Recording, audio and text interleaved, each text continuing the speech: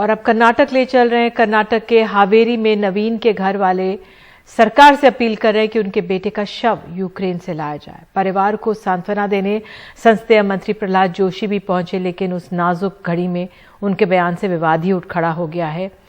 और देखिए रिपोर्ट।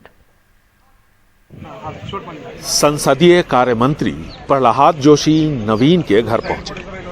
एक बेबस पिता ने अपने बेटे के शव को जल्द से जल्द लाने की अपील की, तो उन बच्चों के माता पिता ने उन बच्चों को वापस लाने की गुहार लगाई जो अब भी वहां फंसे हुए हैं। भगवान के लिए आप कुछ कीजिए सर, इनके साथ जो होना था वो हो गया, बाकी लोग सुरक्षित आए इसके लिए व्यवस्था कीजिए सर। प्रहलाद जोशी ने मदद का भरोसा दिलाया, लेकिन मीडिया से दूर भागते नजर आए। सवाल उस बेतुके बयान पर था जिसमें उन्होंने इन देशों में पढ़ाई करने वाले छात्रों की प्रतिभा पर सवाल उठाए थे।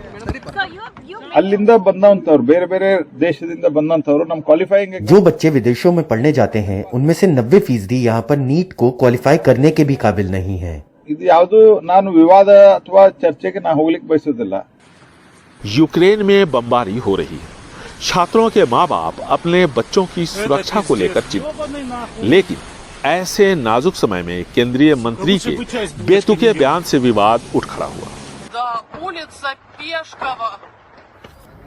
खार्किव में रूसी गोलाबारी से मारे गए नवीन के पिता का कहना है कि 97% नंबर लाने के बाद अगर देश के कॉलेजों में दाखिला न हो तो छात्र विदेश तो जाएंगे ही।